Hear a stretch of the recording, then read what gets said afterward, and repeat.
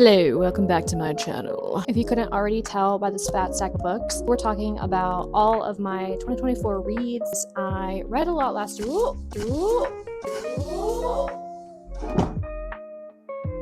There's like a high-pitched squealing happening as well. I had high hopes for 2024. I had hopes that I would reach more books read in 2024 than 2023. In 2023, I read 69 books. And last year I read 35. So this is future Nikki. She's an idiot, and she actually only read 31 books last year, not 35. So I'm putting that little caveat in here now. Just ignore when I say 35. It was 31. So a little bit of a dip. However, my 2024 year was really filled with me focusing on building my business, and I was busy throughout the entirety of the summer. So those 35 books I read basically were in the beginning of the year, spring, and then the end of the year. So there's like a big push at the end of the year to read. This year I feel like I'll be able to be more on top of my reading goals. My goals are 50 books this year, kind of split the difference. So I was a bit disappointed I did not read as much as I would have hoped to last year, but we had a lot going on. Personally and professionally, I wasn't focusing on reading. I was focusing on just surviving, getting through the year. Today, I'm going to break down every book I read in 2024, the good, the bad, the ugly. This year, not a lot of 5-star reads, and I will apologize in advance. I am not the most eloquent reviewer of books. I don't have a lot of experience reviewing books. Obviously, I'm not a professional. This is all just my opinions on what I read and how I felt about what I read. It's mostly vibes. So to kick things off, let's just hop into numbers. We love a good stat. So as I said, I read 31 books last year. While I did only read 31 books, I do feel like I dove into some really lengthy series. So the page count, I feel, was very high compared to how many books I actually finished. Thick books last year. I was going to vocally say my page count, but my Goodreads will not lock me in. And I believe it was somewhere around 14,000. I'll just pop up the stat on the screen here of how many pages I read. 2024 was the first year that I've ever had a Kindle, so super exciting. I was able to read a lot more towards the end of the year via Kindle, so I'll be showing you some of the Kindle books that I read.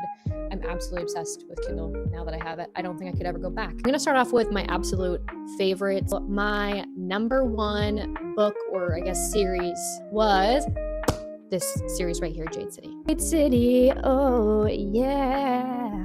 When I tell you that I still think about this book on a daily basis, I'm being quite literal. I think about this book all the time. There is nothing like it that I have read, at least not recently. If you like TV shows like Sons of Anarchy or Sopranos or anything like mob-related, family drama, stakes, this book is so fast-paced and so interesting, and the magic system is so unique. This is a gritty urban fantasy series, and it blends political intrigue, crime, family, martial arts into a world where wearing jade allows certain individuals to possess magic abilities. Characters in this book I got really attached to. I feel like the development of the characters throughout is very interesting. It keeps you invested. And I just feel like I got to know these characters so well. This, I recommend to literally everyone. My husband is reading this one right now because I literally forced him to read it. I feel like if you know, you know. If you've read this series, you just know how good it is. This has caused me to now read absolutely everything by Fawn Belief. Her name is on it. I'm reading it. And that kind of leads me into my next little novella book that I read, which is Untethered Sky by Fonda Lee. This is a super teeny tiny book. It is around 140 pages long. It's a novella that explores the bond between a young woman, a natural creature, and her getting revenge against something that happened to her. And it's so tiny, and my one gripe about it, I think I gave this 3 or 4 stars, but I needed more from it. I feel like this could have been expanded upon and had its own series. I just wish I could have learned more or knew more. I just wanted more from it, but it was really nice, a really quick read, which I love in between big series. And like I said, anything by Fonda Lee now, I'm picking up and I'm reading. Something that I really appreciated about this book was I felt like it was kind of a feminist anthem of sorts. I really liked that the main character, she knew what she wanted and she didn't let anyone stop her from getting that. The main character is kind of obsessed with this goal that she has in mind and she's not letting go of it. And that's something that I really admire about her. So I love when I can admire a female main character, and I loved the style of writing in this one too. Another book that I really loved this year was This Is How You Lose the Time War. Now, this one has kind of mixed reviews, mixed thoughts. Some people hate it, some people love it. I feel like it's either or. I personally thoroughly enjoyed this. Another quick read, another one where I could pick it up and put it down within the same sitting, and I really like when that happens. It gripped my attention pretty much the whole time. It's about two rival agents traveling through time, communicating between letters to each other. It's essentially a time travel fantasy love story. I found it really moving, cried, which I don't cry a lot in books, but this one for some reason got me. I'm so glad that I picked it up because I don't normally go for this kind of book, but now that I've enjoyed this one and kind of devoured it, I'm definitely going to be looking for more recommendations that are along the lines of this one. So if you know of any books that are similar to this one or gave you similar vibes, I'd love to hear because I can't say enough good things about this book. Okay, the next series or duology that I really loved and I didn't think I was going to love, but it's so hyped up on all the social media and Booktube and all the things, is the One Dark Window by Rachel Gillig, Two Twisted Crowns, the second book. At first, I thought I was going to hate this book. I feel like I was kind of like hoping that I wouldn't like it. I felt like it was really, really overhyped in my mind. And then I understood why people really liked it. So it's sort of an atmospheric, dark fantasy. In this series, we have a main character who is cursed in a way. World, they have magic within the forest. They're kind of isolated into their area because the forest kind of makes you go mad. The magic system in this is based upon cards, which I found super cool. You possess these cards, then you can utilize the magic that they offer, but like most things, it comes with a price, and the story is kind of all about that in a sense, like what you're willing to give up in order to get something or gain power. I just had so much fun reading it. Honestly, a little bit graphic. I think the second one mostly.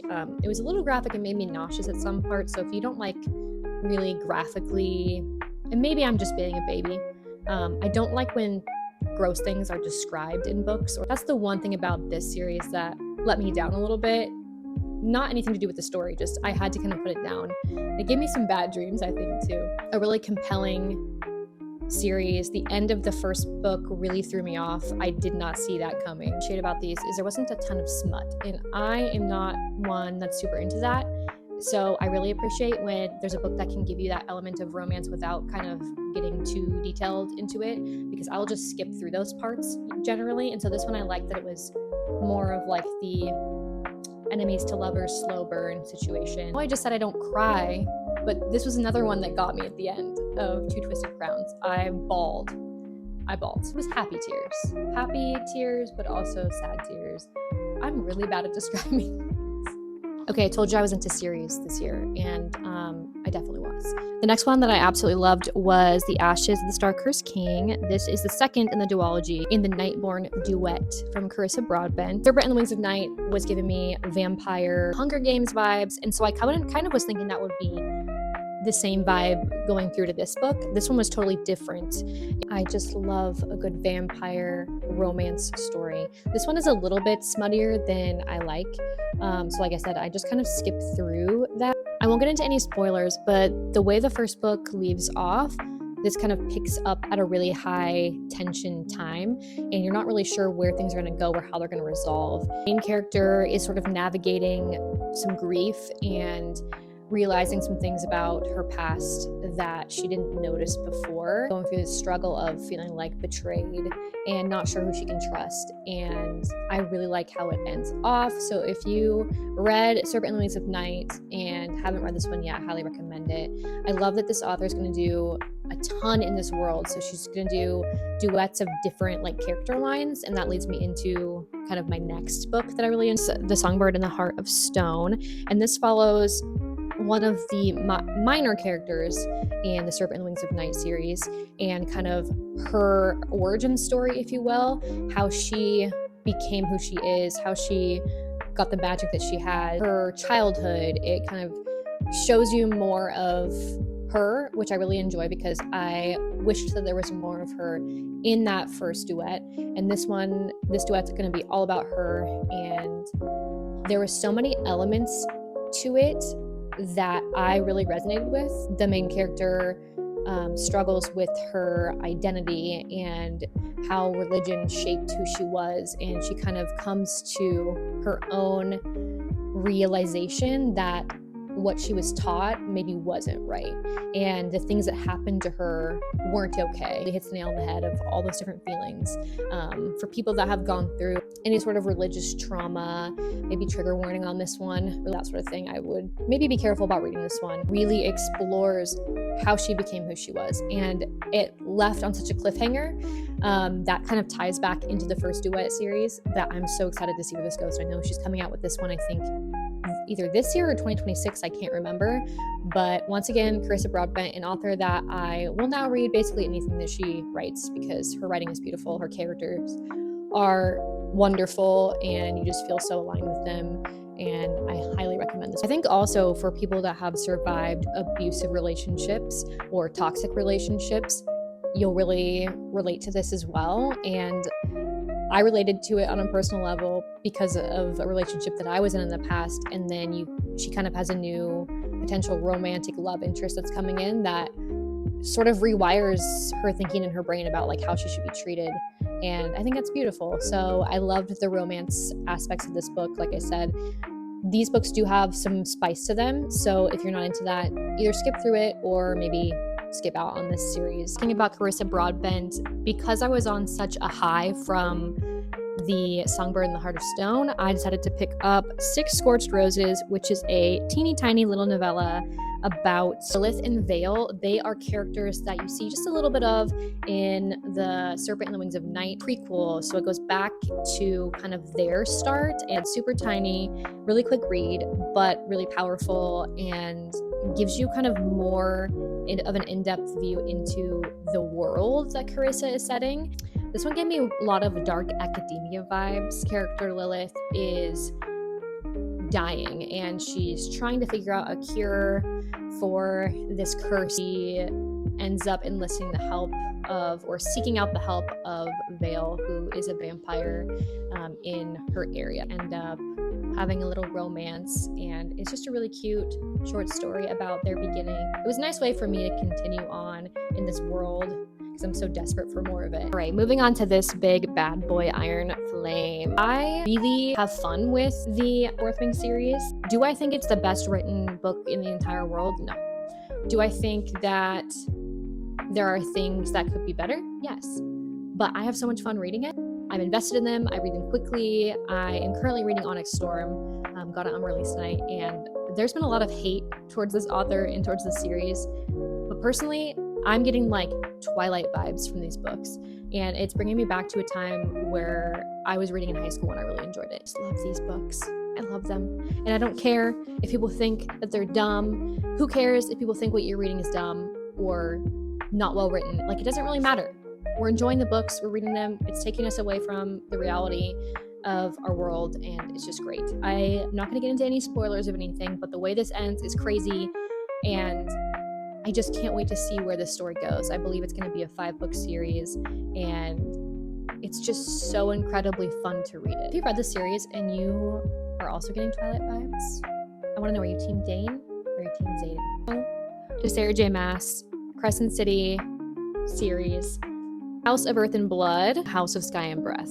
These are the two that I read this year. I read them really quickly to really like them, and I know that a lot of people didn't end up liking them because they don't like the elements of like the modern day, that they have cell phones and things like that. I actually really like when fantasy series are based more like in our time period, and I feel like they're almost more relatable, kind of fun to imagine like right now there being magic. I think it's such a fun way to bring all those elements of the books that we love into our world, and the fact that this book kind of revolves around those types of themes and brings in modern day was so fun for me. I have not gotten into the third one yet. No, I personally really enjoyed this. One thing I will say though is these are so big and I don't really feel like they need to be that big. I feel like they could be condensed. At times it gets really repetitive, a little bit boring in sections, and maybe hurried along a little bit more, but like I said, like with Iron Flame, it doesn't have to be perfect. I enjoyed it. Could it have been shorter? Yes. So this is why this one, I think I gave a 3-star to this series in general right now, because it's good. I enjoyed it. I had fun with it. Would I recommend it to the majority of people? Probably not, just because of the reasons that I stated before. I believe those are all of the physical copies of the books that I read this year. So now we're going to hop into the books that I read on Kindle. Next ones that I liked and I enjoyed, but wasn't necessarily great, I didn't have a lot of good things to say about it, was Glass Sword by Victoria Aveyard. This is a series that I've been reading out loud with my husband at night. Tapered off though after this one. It started off really great with the Red Queen series, but it fell short, I believe, at this one. The Glass Sword, it just became super repetitive and we just really didn't like the main character. It just wasn't fun for us to read, so I think that we're done with that. This one, we probably would have DNF'd if we weren't hoping for something better. It was actually a pretty depressing read. I have on here that I read The Cruel Prince and The Wicked King. I could not tell you one thing about these books, so I think that probably speaks for itself. It really was just sticking out to me. That maybe because of the things I was going through in life during the time I was reading them, and I was just kind of reading them, going through the motions, not really absorbing the information. So this is no hate to that book, or if you love the book, I know a lot of people do. I just cannot remember a single thing about it, so I think I'm probably gonna have to come back to it at some point, or at least like read a synopsis of it, because I truly cannot remember any details, and I feel really bad about that, but clearly it did not stick out to me.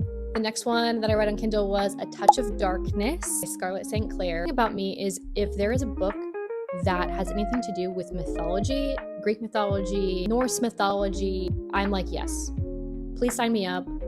I want to know all about it.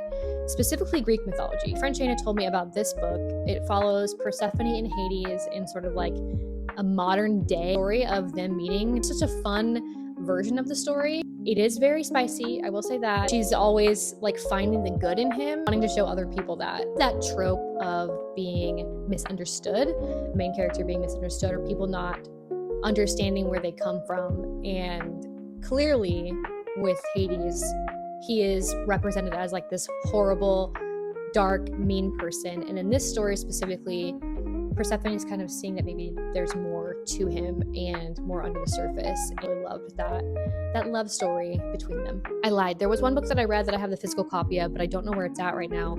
I read The Wedding Witch by Erin Sterling. It's kind of my holiday pick for December. I was so disappointed in it. I had read The Ex-Hex by Erin Sterling. I hadn't read the second one in that series. This was one that I was reading, like I said, because it was a wintry vibe. It's called The Wedding Witch, and there wasn't really a wedding that happened. It was a time travel romance rom-com. Time travel was done so poorly, and there was so many plot holes that I couldn't like it. Cute idea for a story overall. I just feel like it was rushed maybe, and that just disappointed me.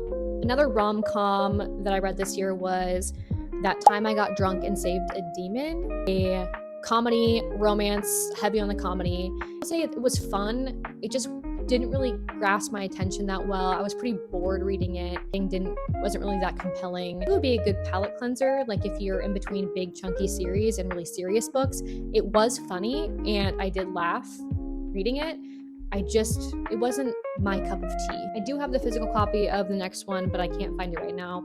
It is called Lilith by Nikki Marmory. It's another mythological retelling. This time it is about Lilith, who is Adam's first wife in the creation story in Christianity, essentially. There's like a powerful reimagining of her version of the story. It's really, at its core, a feminist novel about overcoming resistance, overcoming conceived notions, or not letting someone write your history for you and writing that history yourself, or giving up on what you know is right. I've always been interested in that biblical mythology, and it was an intense read, I will say that. But I think it's also a really important one, especially if you are a woman in a story that doesn't hate on women. Next book I read was Small Things Like These by Claire Keegan. This one really moved me, and I did not know that this part of history was even a thing. It follows a small Irish town during Christmas, and is about a man that makes a choice that will define him. There are true aspects in the story about some really heartbreaking things that were happening in the Catholic Church and in Ireland, specifically during this period of time that the book is placed in. I believe it's now a movie or a TV show, I can't remember which. I think that if you want to be educated on the things that have happened in our past, this one is a really good one. Kind of opens your eyes about things that were done to women and children, how the institutions that are meant to protect us and take care of us really fail us in many ways and have failed us in many ways. A depressing read, but it's an important one, I think, to educate yourself on. The next one I read was Thornhedge by T. Kingfisher, a super tiny quick read. This one is a take on Rapunzel in a way, short little fairy tale read, and I thought it was good, but it didn't blow me away quick. I do love a quick book. The story itself, it was kind of hard for me to follow. That one was one that I looked up and I wanted to read more, and it was just going to be a super fast one to read, so that's why I picked that one up. I also dabbled into some literary fiction this year. One of those was Lanny by Max Porter. It is a novel that blends folklore with contemporary life, centered on a child named Lanny, and he's a different sort of child, big impact on this village that he lives in. Kind of a mystery story, but also tells you a lot about the people in the village, and people tend to judge us based on if we're different or if we do something differently, we think differently. It was a good commentary on society and how we tend to judge people and situations when really we might not know much about what's actually happening. The next one that I read was McGlue by Otessa Moshfegh. It's sort of a gritty, raw story of a sailor who struggles with addiction. The narrator, who is the sailor, doesn't remember anything because of their addiction. Really hated it. I really hated this book. Understood why this book was being written, and I understood the meaning that the author was trying to convey. There's things that need to be included in the book, and I did not like it. It was very repetitive and it felt unnecessary. Yeah, I don't usually say I hate books, but this one I was mad at. I did not like it. I think maybe the headspace I was in when I read it was not great, because it kind of paralleled some situations that were happening in my life at the time, and I didn't want to be reminded of it. So maybe that had something to do with it, but personally, I just think that there were some things that should have been left out of that book. On a positive note, I read the Divine Rivals and Ruthless Vows series by Rebecca Ross. Absolutely loved it. Another one that I feel lived up to the hype. A fantasy romance that's got dark academia vibe, historical vibes, there's war involved. Two rival journalists that are caught up in the middle of a war. As their relationship is developing, so is stakes in the war and in what they're doing in the war efforts, and this idea of them communicating via typewriter. And I don't know, just the vibes it gave me were very cozy vibes, and I'm so into dark academia, so this typewriter and the time period it was set in was super fun, and I loved the romance, and the lack of spiciness in it was really refreshing. It was a slow burn. I like when a slow burn is realistic. It was cute. It made sense. Maybe I'm really into political war romance books. I don't know. I like the stakes in those books that are involved. Really enjoyed this series though. Series that I feel I'm searching for similar books, so if you have recommendations that give similar vibes to Divine Rivals and Ruthless Vows, I definitely want to hear, because this one and Jade City, those are two that I feel like I left off feeling like I want more of this. Okay, I have a few comments, and I'm a little bit afraid of what's going to happen if I say my true feelings on this, but I'm just going to go for it. I attempted to read a few Brandon Sanderson books this year. Did finish was Skyward. Really wanted to love it. I wanted to really like Brandon Sanderson's writing. I feel like he just wants to hear himself talk. The book was just, it could have been half the size that it was, if he just would have stopped talking, stopped going on and on about the same things. I don't get it. I don't understand it. Anybody else feel this way? Or is it just me? Are you tired of hearing me yap yet about these books that I'm really badly describing and really badly reviewing? All right, my lovelies, that is all for this video. Hi, this is future me. I realized that I forgot to put in 2 books. Sorry. So thank you so much for watching and listening to me yap about the books that I read this year. I've realized in filming this video, I need to get better about critically reviewing my books and down my thoughts as they happen, because doing this a year after reading these books at this point now for half of them, it's so hard for me to remember the things that actually happened, to be able to describe them, hard for me to remember my feelings. So one of my goals this year is to annotate more and to take more detailed notes and highlights of my books when I'm reading them, so that I can remember and give a really good review of them and be able to recommend them more effectively. Yeah, I do in general want to be better about that. I'm hoping to do a lot more reading vlogs, book content here. Comment down below what you want to see from me, what you want to hear about. Should I do like a little haul of the books that I got from Barnes & Noble that I'm going to read this year? I just want to know what would be interesting for you to watch. If you have a TBR for 2025, I want you to drop some recs down below for me, because I haven't quite filled out my list yet. I think I have about 12 books. My TBR is about 12 or 13 books right now, but my goal is 50 books for next year. So I definitely need to fill that up with some recommendations, and I'd love to hear from you what you think I should read. Thank you so much for watching. Please subscribe to my channel. I would really appreciate it, and I hope you have a great rest of your day. Bye.